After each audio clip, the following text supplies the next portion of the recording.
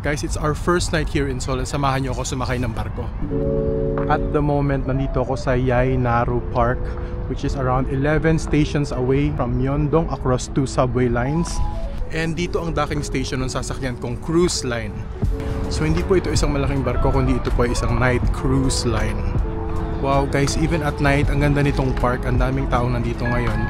Nagpipiknik lang sila, yung iba nagwo-walking. Merong families, merong couples.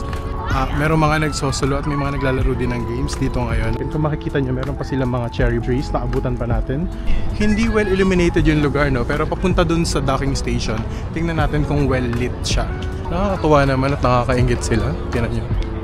Nakakapag-picnic sila dito. Uy! May ilaw na!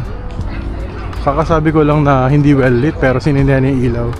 It's currently 7:24 PM. Kita niyo yung backdrop nila while they're having their picnic. Tall buildings, popular brands, companies doon sa mga matataas na gusali. That's to the right, pero dito sa left, ito yung Han River. Ito yung pagkukrusan natin ngayon. Yung cruise na nakuha natin guys ay binuko lang po sa Kluk. So alagang 1,100 pesos yun. No food pero meron daw banda and it will take 70 minutes from end to end. Dilaw ko. Ako muna ako, maaga pa naman. This might be it guys. May nakikita na ako isang maliit na cruise ship dito called Eland Cruise. Ito na yung ticket office. Puntahan natin, register tayo. Yun yung ticketing office nila guys. Pinakita ko lang yung Kluk voucher ko. Inis ka nila. And then meron na akong in-nation ticket. So meron dito isang barko, Terminal 1 and then Terminal 2. 10 minutes before boarding tayo pupunta. 8:30 pa naman. So 8:20 tayo dapat nandun.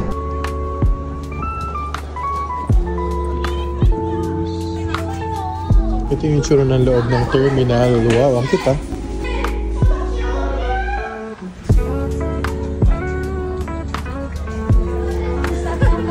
Okay, we're here on the ship. Kanina nandun ako sa loob pero bumaba tayo. I think mas maganda ang view dito sa deck. I think we're about to leave. Look at that. Sa romantic naman dito. Nag-undock na tayo. Ganda ng skyline ng gabi dito sa Seoul. So mas magandang pwesto dito kaysa doon sa loob kasi open air, kita mo lahat, walang glass na nakaharang. Ooh, love it. Ang Han River ay simbolo ng kasaysayan at pag-unlad ng Korea. Dito dumadaloy ang kultura, kabuhayan at kasaysayan ng mga Koreano. Isa itong tahimik na saksi sa pagbabago ng bansa mula pa noon hanggang ngayon. Malamig ang panahon guys. I think mga 18 degrees yung temperature here. 고객님께서 사용하실 화장실은 2층 산실 뒤쪽에 위치해 있습니다. 안전을 위하여 조차실과 기관실은 관계자 외에 출입이 금지되어 있습니다. 기상 시 사용하실 소화기는 2층과 3층 산실 뒤쪽에 비치되어 있습니다. 또한 선내 모든 공간은 금연이므로 그 누구라도 Guys, look! May umahabol sa atin. Na! Jet ski ba yan?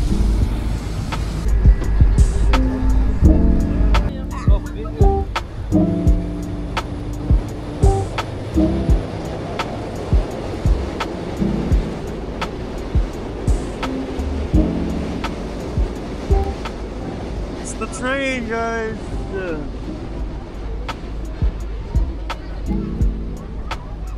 Ito daw yung pinakaunang bridge na na-build sa Han River. Ito pa isang bridge. Guys, look!